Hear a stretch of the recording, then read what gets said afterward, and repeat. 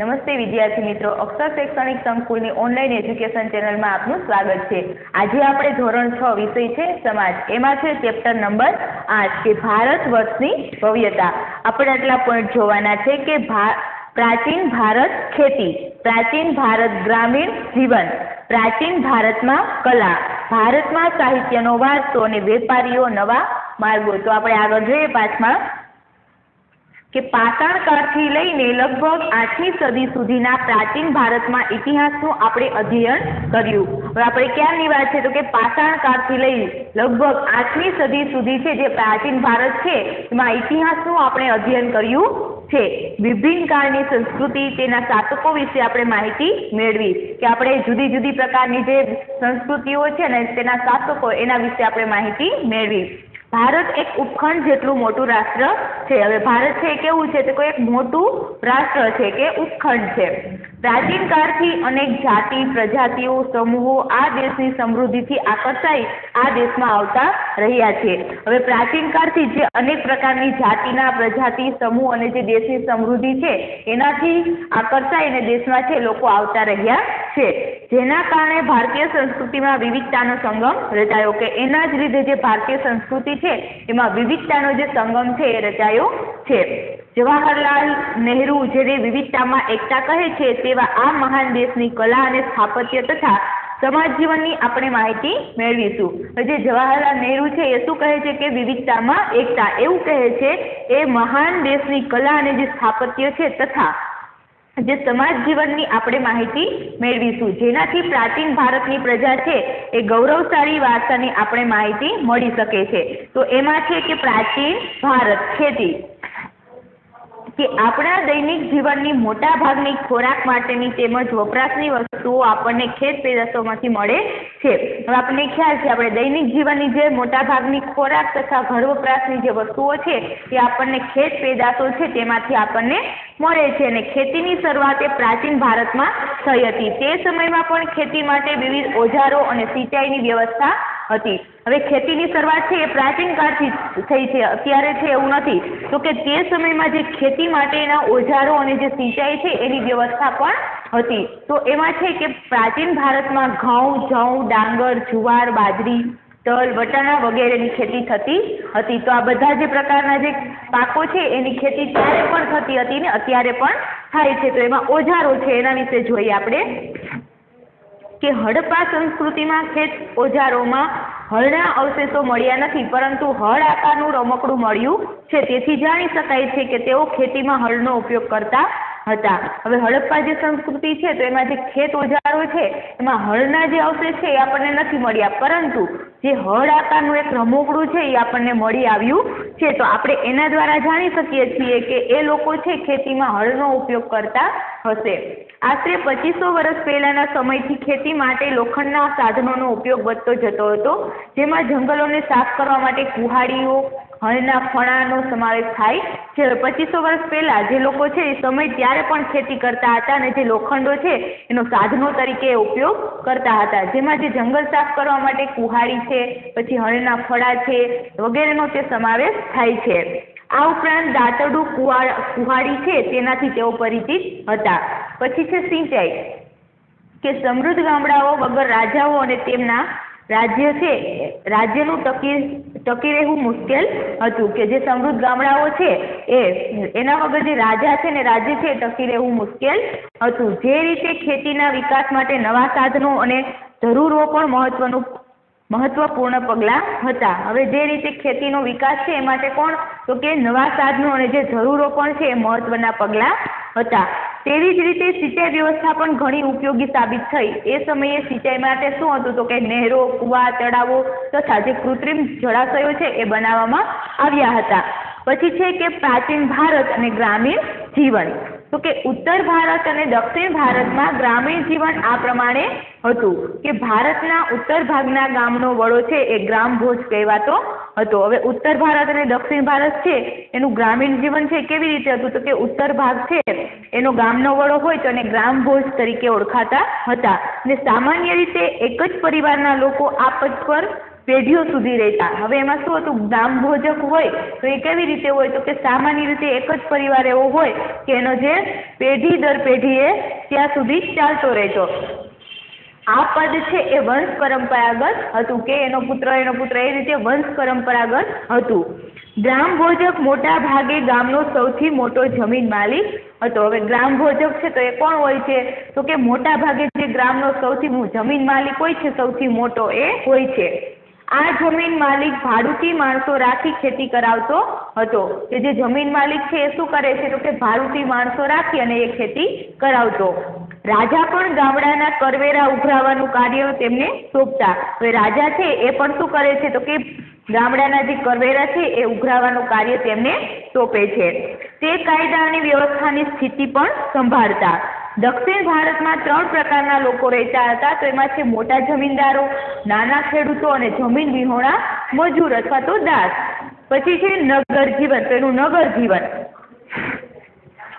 કે મોટા ભાગના શહેરો 2500 વર્ષ પહેલા મહાજનપદોની રાજધાની હતી। હવે મોટા ભાગના જે શહેરો છે 2500 વર્ષ પહેલા તો કે જે મહાજનપદો છે એની રાજધાની હતી।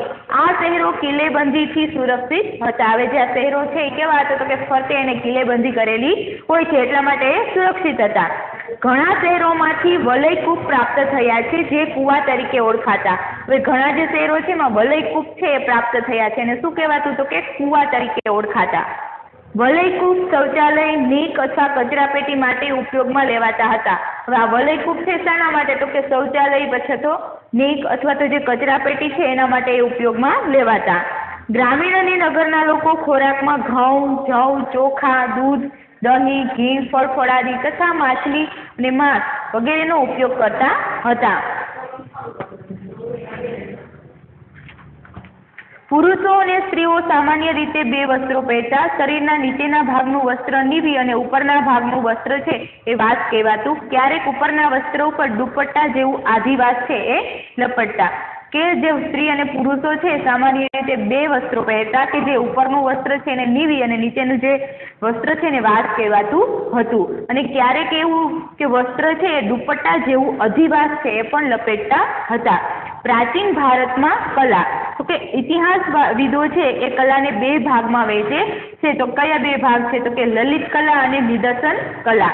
કે લલિત કલામાં ચિત્ર, સાહિત્ય, સ્થાપત્ય, સંગીત, માટીકલા વગેરેનો સમાવેશ થાય છે અને જે નિદર્શન કલા છે તો એમાં નૃત્ય અને જે નાટક છે એનો સમાવેશ થાય છે। આપણે આ બાબતો વિશે વિગતે જોઈશું। તો છે ભારતમાં સાહિત્યનો વારસો તો કે ભારતીય સાહિત્ય ધાર્મિક, ધર્મેતર અને વિદેશી મુસાફરોના વર્ણનો એમ 3 ભાગમાં વહેંચાયેલું છે। તો એમાં પહેલું છે કે ધાર્મિક સાહિત્ય કે ભારતના સૌથી પ્રાચીન ધાર્મિક સાહિત્યમાં વેદોનો સમાવેશ થાય છે। તેમની સંખ્યા 4 છે।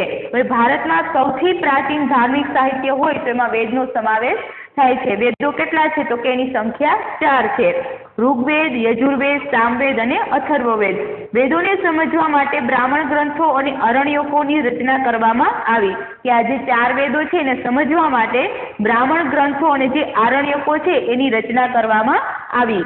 જેમાં છે સતપથ બ્રાહ્મણ, ગોપથ બ્રાહ્મણ અને બૃહદારણ્ય સૌથી અગત્યના ગણાવી શકાય છે। તેમાં જે સતપથ બ્રાહ્મણ છે, ગોથપ છે, પછી બૃહદારણ્ય સૌથી અગત્યના છે ગણાવી શકાય છે। આ સિવાય રામાયણ અને મહાભારત એ બંને મહાકાવ્યો પ્રાચીન ભારતીય સમાજ, સંસ્કૃતિ અને ધર્મનો ત્રિવેણી સંગમ છે। હવે એ સિવાયના જે આપણે કહીએ તો કે રામાયણ છે, મહાભારત છે, આ જે બંને મહાકાવ્યો છે તથા પ્રાચીન ભારતીય સમાજ, સંસ્કૃતિ અને ધર્મનો ત્રિવેણી સંગમ એને ગણાવી શકાય છે। વેદવ્યાસ રચિત મહાભારત પ્રારંભમાં જય સંહિતાથી ઓળખાતું। હવે મહાભારત છે એને પેલા ક્યાં નામથી ઓળખાતું તો કે જય સંહિતા। તો એ કોણે લખેલું છે તો કે વેદવ્યાસે લખેલું છે। જે વિકસતું જતા તેમાં 1,00,000 શ્લોકનું મહાભારત થયું કે જે ધીમે ધીમે એ વિકસતું જતું અને 1,00,000 શ્લોક છે એમાંથી એ મહાભારત થયું। તે જ રીતે વાલ્મીકી રચિત રામાયણમાં ભગવાન શ્રીરામની કથા સાથે આદર્શ સમાજ જીવન અને નૈતિક ધોરણોનું ચિત્રણ થયેલું છે। તો હવે વાલ્મીકી છે તો એને શું લખેલું છે તો કે રામાયણ। તો રામાયણમાં જે ભગવાન શ્રીરામ છે એની કથા સાથે આદર્શ સમાજ જીવન છે અને નૈતિક ધોરણો છે એનું ચિત્રણ કરેલું છે। 108 જેટલા ઉપનિષદો ભારતીય ચિંતનના મહામૂલા ગ્રંથો છે. કઠ, કેન, પ્રશ્ન, મુંડક, માંડુક્ય, ઈશાવાસ્યમ અને છાંદોગ્ય ઉપનિષદો છે એ ભારતના તત્વજ્ઞાનના મહાન ગ્રંથો છે. તો કે 108 જેટલા શું છે તો કે ઉપનિષદો છે. એ સિવાય છે કંઠ, કેન, પ્રશ્ન, મુંડક, માંડુક્ય, ઈશાવાસ્યમ અને જે છાંદોગ્ય. અને ઉપનિષદોમાં જે ભારતના તત્વજ્ઞાનના મહાન આ ગ્રંથો છે એને ગણાવી શકાય છે. પુરાણોની સંખ્યા 18 જેટલી છે, જેમાં વિષ્ણુ પુરાણ, ગરુડ પુરાણ, વાયુ પુરાણ અને મત્સ્ય પુરાણ તેમજ ભાગવત વિશિષ્ટ ગ્રંથો તરીકે ખ્યાત થયા છે. હવે પુરાણોની સંખ્યા કેટલી છે તો કે 18 જેટલી છે. અને એમાં છે વિષ્ણુ પુરાણ છે, ગરુડ પુરાણ, વાયુ પુરાણ અને મત્સ્ય પુરાણ. આ બધા ગ્રંથોનો એમાં સમાવેશ થાય છે.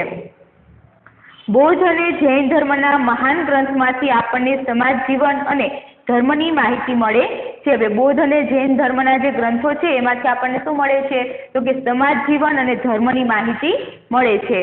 બૌદ્ધ ધર્મના મૂળ ગ્રંથોને ત્રિપિટક કહેવાય છે. હવે બૌદ્ધ ધર્મ છે તેના મૂળ જે ગ્રંથો છે એને શું કહેવાય છે તો કે એને ત્રિપિટક કહેવાય છે. તો એમાં કોનો સમાવેશ થાય છે તો કે સૂત પિટક, વિનય પિટક અને અભિધમ પિટક છે એનો સમાવેશ થાય છે. આ સિવાય જાતક કથાઓ, દીધ નિકાય, અંગુત્તર નિકાય અને જમની નિકાય છે એ અગત્યના ગ્રંથો છે.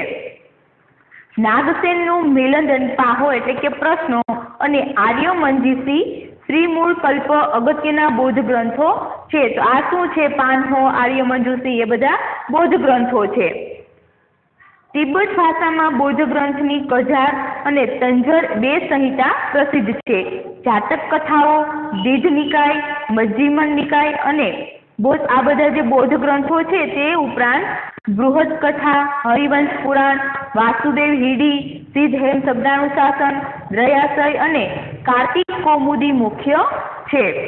જૈન ગ્રંથોને આગમ ગ્રંથો કહેવામાં આવે છે. તો કે આ જૈન ગ્રંથો છે એને બીજા કયા નામથી તો કે આગમ ગ્રંથો તરીકે પણ ઓળખવામાં આવે છે. આવા આગમ ગ્રંથોની સંખ્યા 12 છે. જૈન ધર્મનું પ્રાચીન સાહિત્ય 14 પર્વ અને 12 અંગમાં વહેંચાયેલું છે. તો કે એમાં કુલ કેટલી સંખ્યા છે તો કે 12 છે. અને જૈન ધર્મનું પ્રાચીન સાહિત્ય છે એ 14 પર્વ અને 12 અંગમાં વહેંચાયેલું છે. મુખ્ય ગ્રંથોમાં આગમો, આચારંગ અને વૈતાલિક, દશાવૈતાલિક સૂત્ર અગત્યના છે. ત્યારબાદ છે ધર્મેતર સાહિત્ય કે જેમની વિષય વસ્તુ ધર્મની બહાર છે તેવા સાહિત્ય ગ્રંથો ધર્મેતર સાહિત્ય ગ્રંથ તરીકે ઓળખાય છે.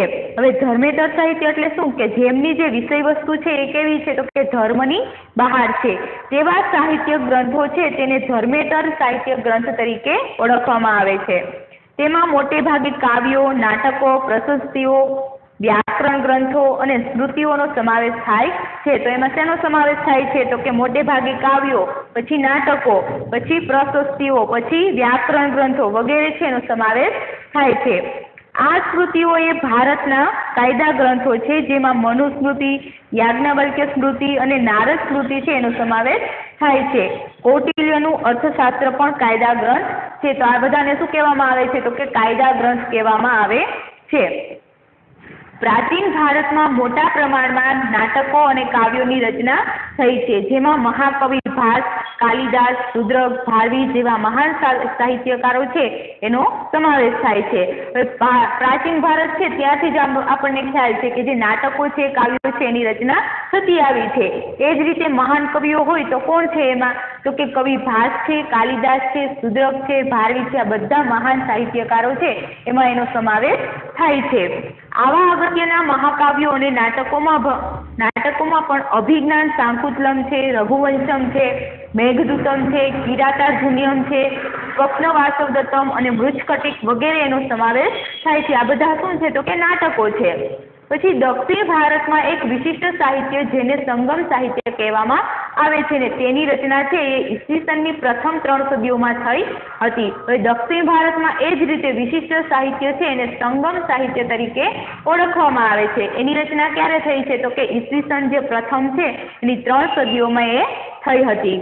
મદુરાઈમાં પણ 3 સંગમમાં 1600 જેટલા લોકકવિઓએ વીર કાવ્યોની રચના કરી છે. હવે મદુરાઈ છે તો એમાં પણ 3 સંગમ કે 1600 જેટલા લોક કવિઓ છે એણે વીર કાવ્યોની રચના કરી છે। આ સાહિત્યમાં શિલ્પદીકારમ, મણિમેખલાઈ ખૂબ જ અગત્યના છે। સંસ્કૃત ભાષામાં સર્વશ્રેષ્ઠ વ્યાકરણ ગ્રંથ પાણિનીનું અષ્ટાધ્યાયી છે। હવે સંસ્કૃત ભાષા છે તેનું સર્વશ્રેષ્ઠ વ્યાકરણ ગ્રંથ કયું છે તો કે પાણિનીનું અષ્ટાધ્યાયી છે, જે ઈસવીસન પૂર્વે 5મી સદીમાં રચાયું હતું। તો ક્યારે રચાયું હતું તો કે 5મી સદીમાં એ રચાયું હતું। અશોકના શિલાલેખો પણ પ્રાચીન ભારતના ઇતિહાસ, મૌર્ય સામ્રાજ્યના વહીવટ તંત્રો તથા બૌદ્ધ ધર્મના નૈતિક નિયમો વિશે માહિતી આપે છે। ગુપ્તકાળમાં પ્રશસ્તિ કાવ્યો અને ગ્રંથોનો ઘણો વિકાસ થયો। સમુદ્રગુપ્તની પ્રયાગ પ્રશસ્તિના લેખક છે હરિસેન હતા। પછી છે તો કે ઉદયગીરીની ચંદ્રગુપ્ત દ્વિતીયની પ્રશસ્તિના લેખક છે વીરસેન સાબા। બાણે હર્ષચરિતમાં હર્ષની પ્રશસ્તિ કરી છે। પછી છે કે વિદેશી મુસાફરોના વર્ણનો, કે ભારતમાં સદીઓથી અનેક વિદેશી પ્રવાસીઓ છે એ આવતા રહ્યા છે। આપણને ખ્યાલ છે કે ભારતમાં સદીઓથી જે અનેક વિદેશી વેપારી પ્રવાસીઓ છે એ આવતા રહ્યા છે, જેમણે પોતાના ભારત પ્રવાસના વર્ણનો પણ લખ્યા છે। તેમની આ પ્રવાસ નોંધોમાંથી ભારતીય સંસ્કૃતિ અને પ્રજા જીવનની માહિતી આપણને મળે છે, કે એની જે પ્રવાસન નોંધ છે એમાંથી આપણને સંસ્કૃતિ અને પ્રજા જીવનની માહિતી આપણને તેમાંથી મળે છે। આવા મુસાફરોમાં ચંદ્રગુપ્ત મૌર્યના દરબારમાં રહેલા ગ્રીક એલચી મેગેસ્થનીસ ખૂબ જ અગત્યના હતા। હવે આવા મુસાફરો છે તો એમાં કોણ છે તો કે ચંદ્રગુપ્ત મૌર્ય જ્યારે રાજા હતો ત્યારે એના દરબારમાં રહેલા ગ્રીક એલચી છે મેગેસ્થનીસ એ ખૂબ જ અગત્યના હતા।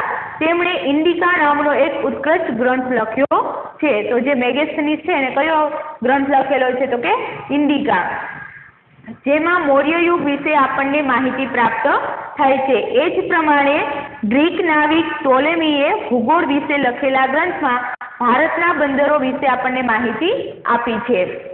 ચંદ્રગુપ્ત દ્વિતીયના સમયમાં આવેલ ચીનના મુસાફિર ફાહિયાને અને સમ્રાટ હર્ષવર્ધનના સમયમાં આવેલ ચીની મુસાફિર યુએન ત્સાંગે તાત્કાલિક ભારતીય સમાજ જીવન, શાસકો અને સંસ્કૃતિનું અદ્ભુત ચિત્રણ કરેલું છે। તો ક્યારે જ્યારે હર્ષવર્ધન હતો ત્યારે કોણ આવ્યું હતું તો કે યુએન ત્સાંગ, પછી ચંદ્રગુપ્ત દ્વિતીય છે ત્યારે ચીનનો મુસાફિર ફાહિયાન।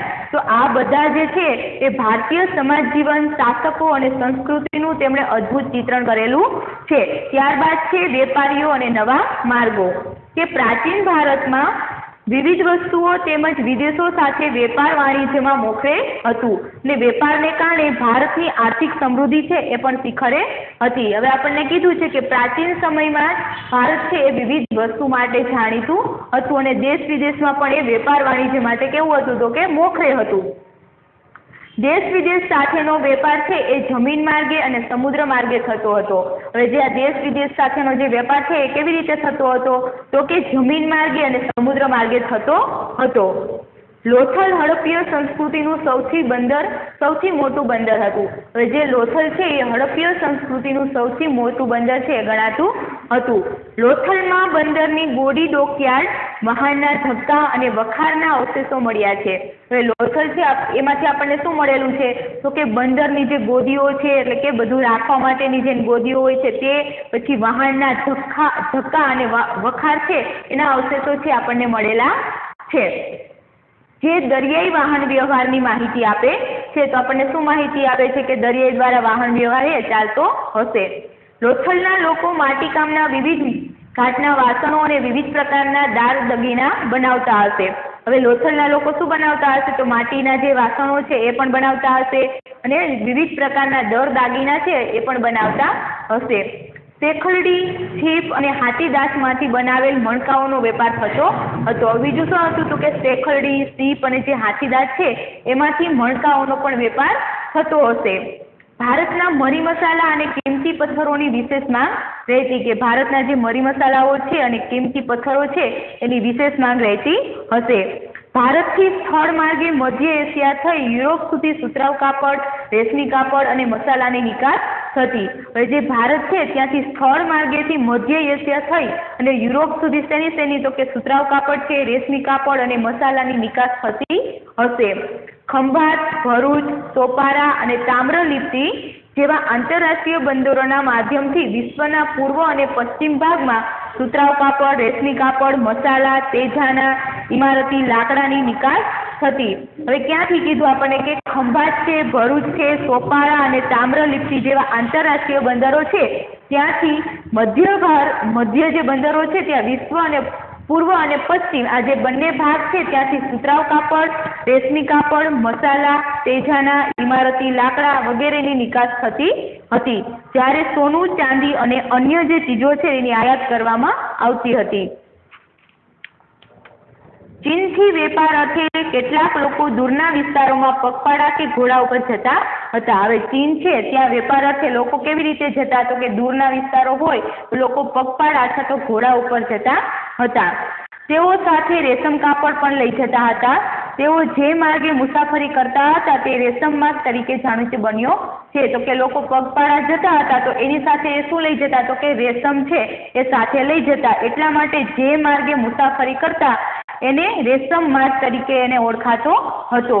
મુખ્યત્વે ચીન, ભારત, ઈરાન, અફઘાનિસ્તાન, ગ્રીક અને રોમના વેપારીઓ આ વેપાર માર્ગ સાથે સંકળાયેલા હતા. તો આ જે વેપાર માર્ગ છે એની સાથે કોણ કોણ સંકળાયેલું હતું, તો કે ચીન, ભારત, ઈરાન, અફઘાનિસ્તાન, ગ્રીક અને રોમ આ બધાના વેપારીઓ છે આ વેપાર માર્ગ સાથે જોડાયેલા હતા. દક્ષિણ ભારતના બંદરો કાળામરી અને અન્ય તેજાની નિકાસ માટે જાણીતા મુખ્ય કેન્દ્રો હતા. હવે દક્ષિણ ભારતના જે બંદરો છે શાના માટે જાણીતા હતા, તો કે કાળામરી, અન્ય તેજાના છે એના નિકાસ માટે જાણીતા કેન્દ્રો હતા. તો થેન્ક યુ વિદ્યાર્થી મિત્રો. હવે પછીના પાઠની માહિતી આપણે નેક્સ્ટ લેક્ચરમાં સમજીશું.